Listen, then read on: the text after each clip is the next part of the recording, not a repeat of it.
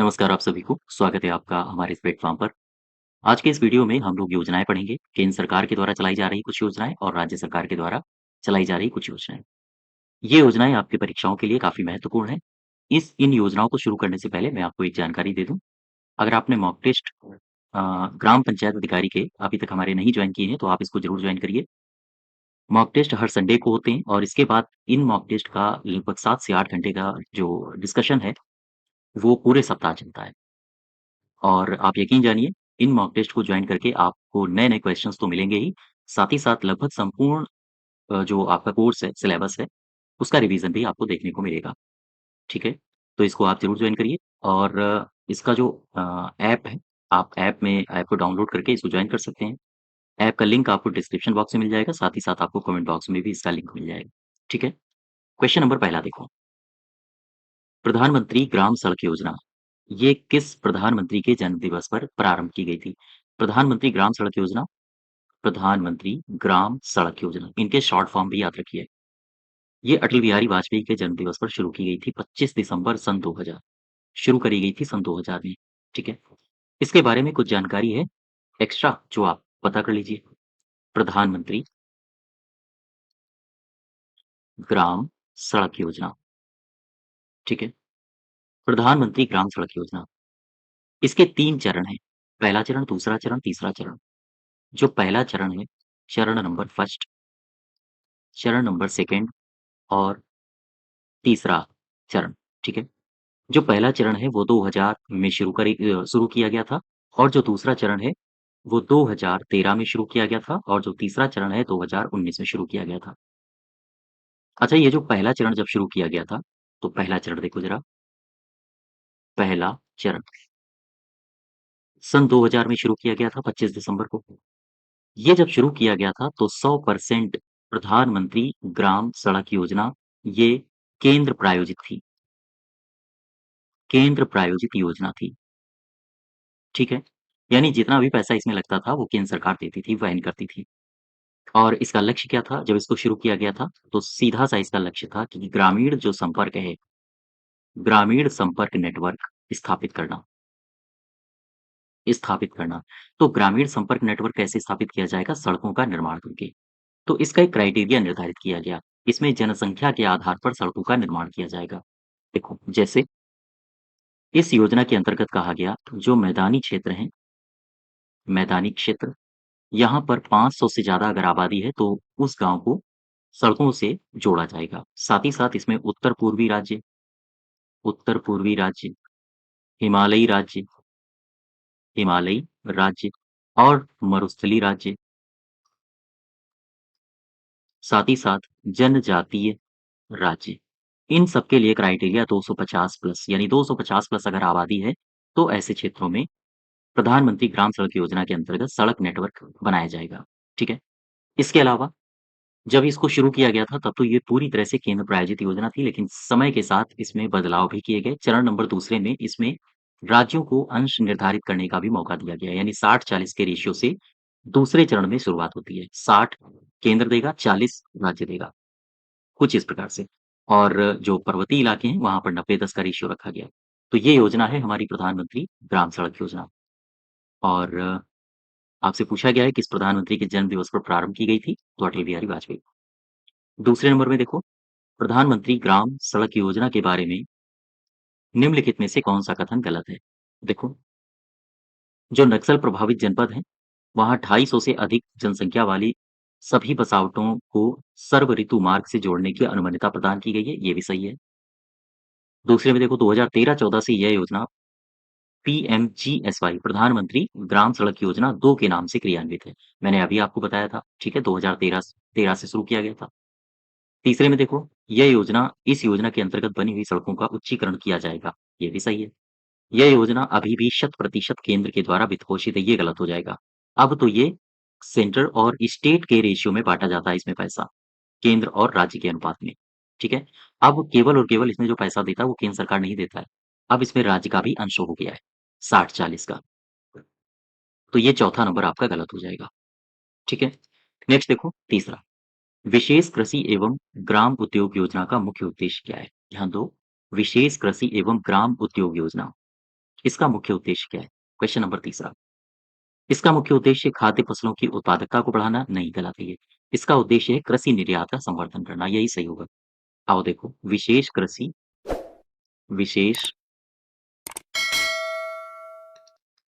विशेष कृषि और ग्राम उद्योग योजना। ग्राम उद्योग योजना वीकेजीयूवाई से कहा जाता है। शॉर्ट फॉर्म भी याद रखो। दरअसल एक फॉरेन पॉलिसी 2019 से लेकर 2009 से लेकर 14 तक 2009 से 14 तक की फॉरेन पॉलिसी। इस फॉरेन पॉलिसी में लक्ष्य रखा गया था कि निर्यात को बढ़ाया जाएगा। निर्यात को बढ़ाना इसका लक्ष्य था। किसके निर्यात को बढ़ाना इसका लक्ष्य था? एग्रीकल्चर प्रोड्यूस, इसको बढ़ाना। साथ ही साथ जो माइनर यानी कि जो लघु फॉरेस्ट प्रोड्यूस होते हैं, माइनर फॉरेस्ट प्रोड्यूस, इनकी माइनर फॉरेस्ट प्रोड्यूस इनकी इनके निर्यात को बढ़ाना इसका लक्ष्य था। साथ ही साथ योजना को देखो, कह रहा है ग्राम उद्योग योजना, यानी गाँव के जो उद्योगों से निकलने वाले प्रोडक्ट होते हैं। बात समझ पा रहे हो? ग्राम उद्योग के उत्पाद, इनके निर्यात को बढ़ाना इसका लक्ष्य रखा गया और साथ ही साथ फॉरेस्ट बेस्ड प्रोडक्ट का मतलब है जो वन से संबंधित उत्पाद होते हैं, उनके निर्यात को बढ़ाना इस निर्यात योजना का लक्ष्य रखा गया था। फॉरेस्ट आधारित, बेस्ड मतलब आधारित उत्पाद, इनके निर्यात को बढ़ाना ही इस योजना का मुख्य लक्ष्य था। तो अगर आपसे पूछा जाए कि ग्राम उद्योग योजना इसका मुख्य लक्ष्य क्या था? तो आप बताओगे विशेष कृषि और ग्राम उद्योग योजना का मुख्य लक्ष्य था कृषि, वन और ग्राम उद्योग के उत्पाद के निर्यात को बढ़ाना। यही इसका मुख्य लक्ष्य था। वापस आ जाओ। क्वेश्चन में तीसरे का सही उत्तर हो जाएगा कृषि निर्यात को बढ़ाना। ठीक है? नेक्स्ट देखो। चौथे नंबर में कह रहा है निम्नलिखित में से किसे प्रधानमंत्री वय वंदन योजना को संचालित करने का विशेषाधिकार दिया गया है? यह है एलआईसी। देखो, प्रधानमंत्री वय वंदन योजना, प्रधानमंत्री प्रधानमंत्री वय वंदन योजना। ये जो प्रधानमंत्री वय वंदन योजना है, इसको पीएमवीवीवाई भी कहा जाता है। शॉर्ट फॉर्म ज़रूर याद रखिए, शॉर्ट फॉर्म में अगर क्वेश्चन्स पूछे गए तो कन्फ्यूज़ कर सकते हैं, ठीक है? इस योजना को 2017 से वित्त मंत्रालय शुरू कर रहा है और हालाँकि अगर देखा जाए इस योजना को, ये दरअसल योजना अटल बिहारी वाजपेयी की सरकार से चालू है। लेकिन जैसे-जैसे सरकारें बदलती हैं, इसमें कुछ मॉडिफ़िकेशन लाती हैं, तो उसी के अनुसार उसके ईयर्स परिवर्तित होते रहते हैं, ठीक है? तो प्रधानमंत्री वय वंदन योजना ये क्या है? कैसी योजना है? तो वरिष्ठ नागरिकों को हर माह पेंशन दी जाएगी। हर माह इसमें पेंशन की गारंटी होगी। हर महीने पेंशन दिया जाएगा और इस योजना को शुरू करने की ज़िम्मेदारी किसके ऊपर डाली गई है?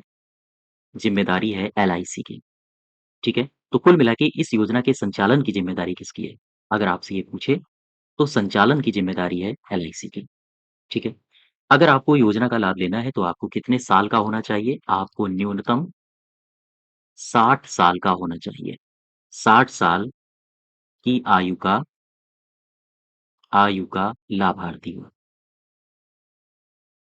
लाभार्थी हो, ठीक है? ये बातें आप समझ पा रहे हो? वापस आओ ज़रा अपने क्वेश्चन में। कह रहा है वय वंदन योजना ये कौन लागू कर रहा है? किसको विशेषाधिकार दिया गया है? तो आंसर होगा एलआईसी। नेक्स्ट देखो, प्रथम राष्ट्रीय कृषि नीति ये कब घोषित की गई थी? पहली राष्ट्रीय कृषि नीति घोषित की गई थी जुलाई सन 2000 में। सन 2000 जुलाई में घोषित की गई थी। क्वेश्चन नंबर छठा देखो। निम्नलिखित कथनों पर विचार कीजिए। प्रधानमंत्री ग्राम सड़क योजना सन 2000 में आरंभ की गई थी। बिल्कुल सही, अभी मैंने आपको बताया। प्रधानमंत्री ग्राम सड़क योजना का उद्देश्य गाँवों को बारहमासी सड़कों से जोड़ना है, ये भी सही है। मैदानी क्षेत्रों में 500 की आबादी पर सड़कों का निर्माण किया जाएगा, बिल्कुल सही है। मैंने ये भी बताया था आपको।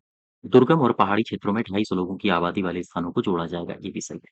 ये सारे के सारे कथन सही हैं, अर्थात आपका चौथा विकल्प सही हो जाएगा। उपर्युक्त सभी विकल्प सही हैं। नेक्स्ट देखो, उत्तर प्रदेश ग्रामीण पंचायत विकास योजना निर्माण के कितने चरण होते हैं? ये जो बात कर रहा है, ये बात कर रहा है जीपीडीपी की। जीपीडीपी समझ रहे हो? ग्राम पंचायत विकास योजना। तो जीपीडीपी बनाने के कितने चरण होते हैं? जीपीडीपी बनाने के 5 चरण होते हैं। देखो ये 5 चरण कौन है? जीपीडीपी ध्यान दीजिएगा, इसको कहा जाता है ग्राम पंचायत पंचायत विकास योजना, ठीक है? ग्राम पंचायत विकास योजना को शुरू करने के 5 चरण हैं। अब यहाँ से आप ऐसे याद करो, मैंने लिखा जीपीडीपी, आप इसको परिवर्तित कर दो वीपीडीपी, ठीक है? वीपीडीपी में आप इसको परिवर्तित कर दो। अब देखो इसके 5 चरण कौन-कौन से? वी फॉर है वातावरण निर्माण, वातावरण निर्माण। पी फॉर क्या है?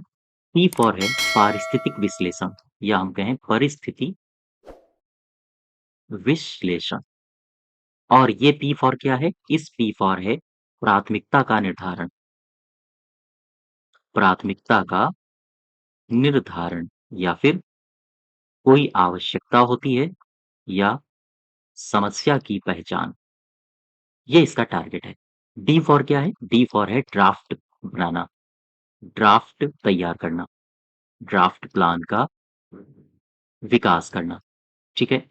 और ये पी फॉर क्या है? ये पी फॉर है प्रशासनिक और वित्तीय स्वीकृति, प्रशासनिक और वित्तीय स्वीकृति। तो जीपीडीपी के कितने चरण हैं? आप बताओगे 5 चरण हैं। जीपीडीपी के कौन-कौन से चरण हैं? तो शॉर्ट में आप याद रखो जीपीडीपी, वीपीडीपी, ठीक है? वापस आओ, 7वें का सही उत्तर हो जाएगा 5 चरण। नेक्स्ट देखो 8वां नंबर। क्वेश्चन में कह रहा है कि स्वच्छ भारत मिशन देश भर में व्यापक तौर पर राष्ट्रीय आंदोलन के रूप में कब शुरू किया गया था? तो स्वच्छ भारत मिशन को शुरू किया गया था 2 अक्टूबर 2014 को। स्वच्छ भारत मिशन देखो, स्वच्छ भारत मिशन, स्वच्छ भारत मिशन में इसको शुरू कब किया गया था? तो आपको तारीख सबको पता होगा 2 अक्टूबर 2014 को, ठीक है? इसमें 2 चरण हैं, 2 चरणों को याद रखना। चरण नंबर पहला और चरण नंबर दूसरा, ठीक है? ये चरण नंबर पहला ये 2014 से लेकर 2019 तक रहा था और चरण नंबर दूसरा 2019 से लेकर 2025 तक निर्धारित किया गया है। चरण जो पहला था, उसमें ऐसा दावा किया गया है सरकार की तरफ से कि 100% स्वच्छता स्वच्छता कवरेज हासिल कर लिया गया है, हासिल हो गया। लेकिन वहीं चरण 2 इसके कुछ लक्ष्य सरकार ने निर्धारित किए हैं। आओ देखो, मैं चरण नंबर दूसरे को डिस्कस कर देता हूँ। चरण नंबर सेकंड, चरण नंबर दूसरा कब से कब तक रहा है? 2019 से लेकर 25 तक। ये इसका टाइम पीरियड है 2019 से 25 तक। इसमें क्या लक्ष्य हासिल करना है? सरकार ने क्या लक्ष्य निर्धारित किए हैं? सरकार कहती है कि गाँवों की जो खुले में शौच की स्थिति है, खुले में शौच से मुक्ति की स्थिति बनाए रखना, स्थिति बनाए रखना। चूँकि देखो पहला जो चरण हुआ था स्वच्छ भारत मिशन फेज़ 1 उसमें सभी गाँवों ने सरकार ने ऐसा दावा किया है कि सभी गाँवों ने ओडीएफ की स्थिति हासिल कर ली है। तो अब ओडीएफ की स्थिति को खोना नहीं है, सबसे पहला तो टारगेट यही है, चरण नंबर दूसरे का। और जो दूसरा लक्ष्य निर्धारित किया गया है वो ये है कि कोई भी गाँव खुले में शौच से मुक्ति की स्थिति को ना खोए, साथ ही साथ ठोस, तरल, अपशिष्ट प्रबंधन भी यहाँ पर होना चाहिए। अपशिष्ट प्रबंधन गतिविधि हो, ठीक है? और साथ ही साथ गाँवों को ओडीएफ प्लस बनाया जाए, बनाया जाए। ये टारगेट सरकार ने दूसरे चरण में रखा है और सरकार कोशिश कर रही है कि 2025 तक इन दोनों टारगेट्स को पूरा किया जाए। हालाँकि ये तो पूरा हो ही गया है, लेकिन ठोस तरल अपशिष्ट का भी प्रबंधन हर गाँव में हो, ये सरकार इस ओर नज़र बनाए हुए है और उम्मीद है सरकार को कि 2025 में वो इसे हासिल कर लेगा। तो इसका सही उत्तर 8वें का सही उत्तर हो जाएगा 2 अक्टूबर 2014, ठीक है? क्वेश्चन नंबर 9वाँ देखो, स्वच्छ भारत अभियान के अंतर्गत स्वच्छ भारत की परिकल्पना को सरकार को साकार करने का लक्ष्य है, कब तक है?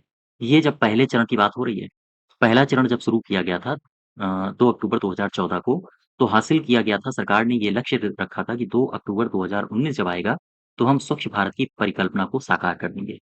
तो इसका सही उत्तर होगा 2 अक्टूबर 2019, ये लक्ष्य था। क्वेश्चन नंबर 10वां देखो, समग्र एवं समेकित विकास के लिए ग्राम पंचायत विकास योजना जीपीडीपी हमारी योजना हमारा विकास को लागू कब से किया जा रहा है? तो जीपीडीपी मैंने क्या बताया इसका अभी पीछे? जीपीडीपी के कितने चरण हैं? 5 चरण हैं, ठीक है? जीपीडीपी को मैंने बताया था वीपीडीपी, ठीक? जीपीडीपी को वीपीडीपी मैंने बताया था, ये 5 चरण हो गए। अच्छा, जीपीडीपी प्रोग्राम शुरू कब किया गया है? ये शुरू किया गया था 2015-2016 में। ठीक है? इसका जो 5वां चरण है, ये कहता है वित्तीय स्वीकृति। आओ देखो ज़रा एक इसमें मैं आपको रिवीज़न करवा दूँ।